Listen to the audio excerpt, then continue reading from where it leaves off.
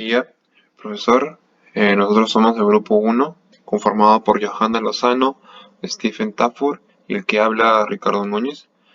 En este informe vamos a hablar sobre los EPP, sobre las normas de seguridad, sobre movimiento de tierras y sobre los equipos de construcción. A continuación, hablaré mi compañera sobre los EPP. Equipos de protección personal.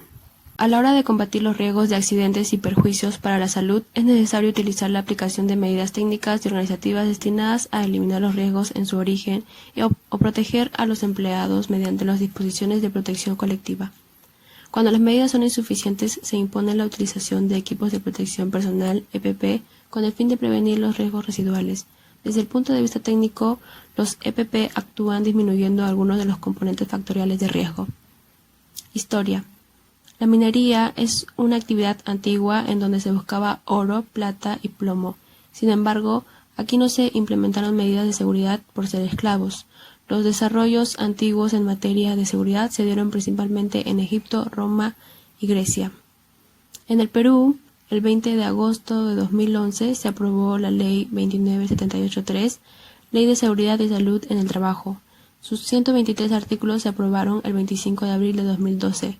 Esta ley contempla el principio de la prevención como el derecho de los trabajadores a que el Estado y los empleadores aseguren condiciones de trabajo dignas que les garanticen un estado de vida saludable, física y mental en forma continua.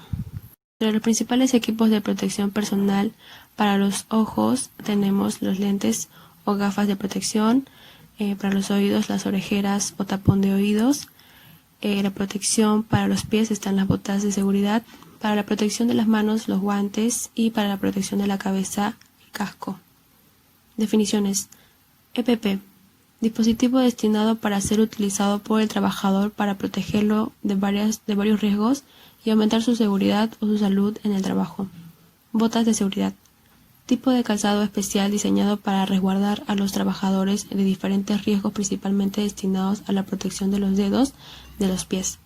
Las puntas son normalmente elaboradas de acero.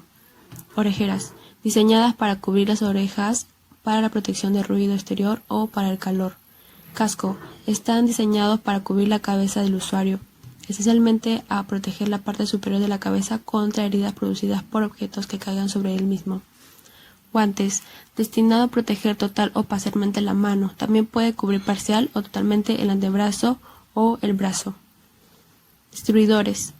Existen diversos distribuidores y proveedores de equipos de protección personal, entre los cuales están 3M, MSA, Steel Pro, Libus, Delta Plus, Corporación Casa Lima. Uso en obra. El casco. No se debe poner nada entre la cabeza y el casco, es decir, no usar gorros, pañuelos, papel, etc. El casco se debe limpiar del polvo y evitar rayarlo. Recordar que es recomendable cambiarlo cada 5 años. Zapatos de seguridad. Cuando se usen los zapatos de seguridad, amarrar los pasadores, pues se podría tropezar y caer. Para mantenerlos en buen estado se debe limpiarlos y lustrarlos frecuentemente. Lentes de seguridad. Cuando se usan los lentes de seguridad hay que mantenerlos limpios, usar agua y jabón de cara para lavarlos, luego dejarlos secar. Nunca sobarlos con la ropa o papel higiénico, eso los raya rápidamente. Respirador.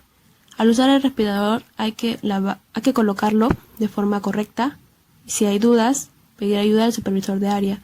Hay respiradores para cada tipo de trabajo y condición. Conclusiones. Los EPP tienen como finalidad evitar daños a la salud. Debido a esto, es muy importante que se usen los equipos de protección asignados para cada tarea. Ciertos EPP son necesarios y obligatorios de acuerdo al trabajo que se está realizando o al área en donde uno se encuentra. No existe un EPP que sea universal. Esos equipos de protección se asignan de acuerdo al trabajo a realizar. Si son trabajos de electricidad, soldadura, etc., cada uno cuenta con un tipo de EPP especial. Recomendaciones. En toda obra de construcción se debe estar pendiente que el personal que elabora en dicha obra cuente con los equipos de protección personal o individuales, como se les conoce. Se debe dar una correcta capacitación de la utilización de los EPP, tratando de concientizar a los obreros sobre el uso de los mismos.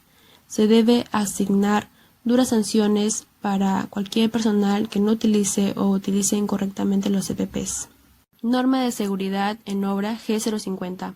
Para mantenerse vigentes en el mercado dentro del actual proceso de globalización, las constructoras requieren incrementar la productividad y proteger sus recursos, especialmente el recurso humano, para lo cual deben mejorar las condiciones de seguridad y salud de sus trabajadores, cumpliendo la normativa legal en esta materia y las exigencias contractuales. Este contexto ha generado una demanda de conocimientos en prevención de riesgos laborales, acordes a los criterios modernos de gestión de seguridad y salud. Objetivo de la norma. Especifica las consideraciones mínimas indispensables de seguridad a tener en cuenta en las actividades de construcción civil, trabajos de montaje y desmontaje, incluido cualquier proceso de demolición, refacción o remodelación. Campo de aplicación. Trabajos de edificación, obras de uso público, trabajos de montaje y desmontaje y cualquier proceso de operación o transporte en las obras, desde su preparación hasta la conclusión del proyecto. Se aplicará lo dispuesto en la Ley General de Inspección del Trabajo y Defensa del Trabajador. La norma aplica en distintos puntos, uno de ellos es según los tipos de trabajo. Trabajos con riesgo de caída. Uso de escaleras. Antes de usar una escalera, esta será inspeccionada visualmente. Si tiene rajaduras en peldaños o están flojos, no deberán ser usadas. La altura del contrapaso de las escaleras será uniforme e igual a 30 centímetros. Serán apoyadas sobre piso firme y nivelado. Uso de andamios. Los andamios que se usarán en obra serán diseñados por un profesional responsable para garantizar la capacidad de carga, estabilidad y un coeficiente de seguridad no menor de 2. Trabajos con equipos de izaje. Todo equipo de elevación y transporte será operado exclusivamente por personal que cuente con la formación adecuada para el manejo correcto del equipo. Los equipos de elevación y transporte deberán ser operados de acuerdo a lo establecido en el manual de operaciones correspondientes al equipo. Trabajos en excavación. Antes de iniciar las excavaciones, se eliminarán todos los objetos que puedan desplomarse y que constituyen un peligro para los trabajadores, tales como árboles, rocas, rellenos, etc. Toda excavación será aislada y protegida mediante cerramientos con barandas u otros sistemas adecuados, ubicados a una distancia del borde de acuerdo a la profundidad de la excavación y en ningún caso a menos de 1 metro. Trabajos de demolición. Todas las estructuras colindantes a la zona de demolición serán debidamente protegidas y apuntaladas cuando la estructura de la demolición elimine zonas de sustentación de estructuras vecinas. La eliminación de los materiales provenientes de los niveles altos de la estructura demolida se ejecutará a través de canaletas cerradas que descarguen directamente sobre los camiones usados en la eliminación o en recipientes especiales de almacenaje. Capacitación. El programa de capacitación deberá incluir a todos los trabajadores de la obra, profesionales técnicos y obreros, cualquiera sea su modalidad de contratación. Dicho programa deberá garantizar la transmisión efectiva de las medidas preventivas generales y específicas que garanticen el normal desarrollo de las actividades de obra. Conclusiones. La norma G050 nos indica los distintos procesos de ejecución en obra para cada tipo de trabajo. Gran parte de los riesgos y accidentes que surgen de las actividades en la construcción son el resultado de una falta de planificación o información de los mismos, incumpliendo así las normas de seguridad preventivas. Recomendaciones. Se debe estipular convenientemente las funciones y responsabilidades de todos los involucrados, tales como los obreros, proyectistas, promotores inmobiliarios, autoridades, entidades públicas y privadas, contratistas, subcontratistas, ingenieros responsables, inspectores municipales, inspectores del Ministerio de Trabajo, supervisores, universidades que forman a los profesionales responsables, alumnos, proveedores, entre otros. Siguiendo con la exposición, movimiento de tierras es crucial en obras de construcción de proyectos, ya que sin este no se podría construir, ni implantar las zapatas, ni columnas, ni cimientos corridos, ni los muros de pantalla que podemos observar aquí. El movimiento de tierras se aplica desde los inicios de la civilización y con el tiempo se ha ido modernizando con maquinarias, instrumentos y métodos. Maquinarias como esta excavadora y este camión. Definiciones. Conjunto de operaciones que se realizan en los terrenos para modificar las formas de la naturaleza, es decir, que las maquinarias En este caso, remueven de su estado natural el terreno para poder implementar y construir. En este caso, un par de zapatas. Y en este caso de aquí, hecho por el hombre, una instalación de desagüe. Tipos. Existen excavaciones simples y masivas. Las simples son como las que vimos anteriormente. Es una excavación hecha a mano. Aquí normalmente se usa pico, pala y buggy. Y excavaciones masivas, debido a la magnitud del volumen que se necesita remover, se utilizan maquinarias pesadas. Las ventajas. En algunos casos, el movimiento de tierra puede ser utilizado como relleno para otros terrenos, siempre y cuando sean buenos. Eh, si es realizado por la máquina, la rapidez de la excavación es mucho más rápida, para poder implementar rápido las zapatas. Desventajas. Si el botadero llegara a estar muy lejos de la obra, implicaría muchos más gastos. Y la maquinaria, al no ser de un instrumento delicado y de exactitud, puede dañar algunos materiales en la obra. Procedimiento. Para una excavación de sótanos, como podemos ver a este lado, se usa una excavadora y la excavadora va a remover sótano por sótano, o coloquialmente se llama anillo por anillo. Estos camiones botarán a este transporte de banda y este transporte de banda irá a la tolva del camión de carga que próximamente se irá al botadero. Para una compactación, como vemos aquí, se requiere de materiales que irán descargando y esta computadora irá compactando. Se recomienda usar agua para un mayor asentamiento. Los proveedores. Aquí podemos observar algunas marcas que venden maquinarias pesadas como CAT, Terex o Komatsu.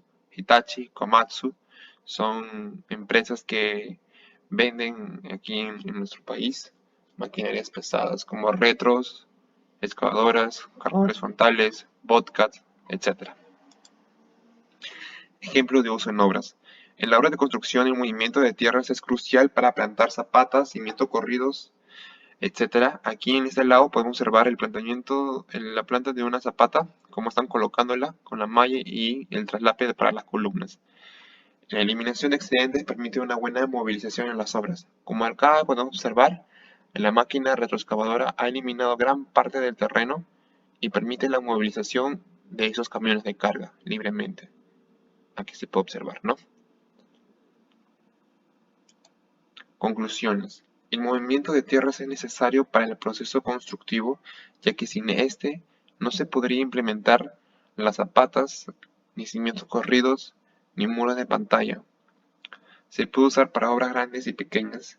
En este caso podemos observar una obra de excavación masiva, donde la excavadora está eliminando excedente de material y está eliminando, lo está poniendo en el Volvo para su consecuente eliminación. Recomendaciones. Se recomienda tener un botadero cerca a la obra donde se trabaja para ahorrar gastos en combustible y tiempo de producción, debido a que el tiempo en la obra es crucial e importante. Se recomienda tener un vigía junto a la máquina que ejecutará la excavación. En este caso podemos observar aquí, pequeño, al parecer es un vigía que se encargará de avisar al operador de los puntos ciegos y le dirá cuándo voltear, cuándo retroceder, ya que el operario no puede ver los 360 grados de la máquina. De ser posible, facilitar un acceso y usar una rampa. Esta rampa de aquí que vemos por este lado permite el entrar y salir de los camiones de carga para poder eliminar el material excedente. Si fuera el caso, se podría usar bandas transportadoras. Al lado izquierdo podemos observar estas bandas transportadoras. Si bien es cierto, tienen un mayor costo, pero por otro lado es mucho más seguro que esta rampa de aquí. Esta rampa de aquí puede traer posibles accidentes.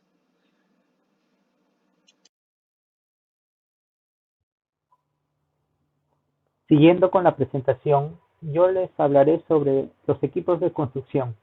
Como es bien sabido, los equipos de construcción están presentes, si no es en todas, en la mayoría de obras de construcción, pero llegamos a comprender realmente cuál es su relevancia en la obra. La historia de la maquinaria pesada, si bien es cierto, no existe un solo lugar que se le pueda atribuir la creación de las mismas, Fue Estados Unidos uno de los países pioneros en donde surgieron mayores innovaciones tecnológicas alrededor de 1880. Uno de sus primeros equipos fue la niveladora, como se puede apreciar en la imagen.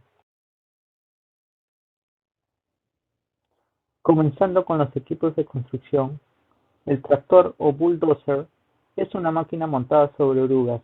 Cuenta con una hoja recta en la parte delantera, con la cual empuja el material. Algunas cuentan con dientes Ripper para fragmentar rocas. Esta máquina se utiliza para excavar superficies, desbrozar terrenos y empujar materiales en tramos cortos. Cuando se usan los Rippers, los dientes se clavan al suelo y forman surcos, debilitando el terreno. El cargador frontal es una máquina montada sobre llantas que cuenta con un cucharón en la parte delantera, con la cual carga material sobre los volquetes para transportarlo fuera del trabajo. Sirve para cargar, mezclar, generalmente para aumentar la capacidad portante, o acarrear el material pero en tramos cortos. El volquete. El volquete es una máquina que posee una tolva diseñada para transportar el material suelto y su respectiva descarga. Puede cargar 15 metros cúbicos o 40 toneladas. En el caso de volquetes para la minería, estos pueden llegar a cargar 140 metros cúbicos o 365 toneladas. Estos volquetes se utilizan para transportar grandes cantidades de material de un lugar a otro en tramos largos. La excavadora y retroexcavadora. Si bien es cierto estas dos máquinas se utilizan para excavar, existe una gran diferencia entre estas dos. Mientras la excavadora, que cuenta con un brazo de 6.15 metros, es ideal para excavar zapatas de puentes, sótanos de edificios, líneas de camisear, etc., la retroexcavadora con su brazo de 4.3 metros sirve para excavar cimentaciones, zapatas, zanjas para agua y desagües. La motoniveladora es una máquina sobre 6 llantas neumáticas, dotadas de una gran cuchilla curva en su parte inferior central y de 3 dientes Ripper en su parte posterior.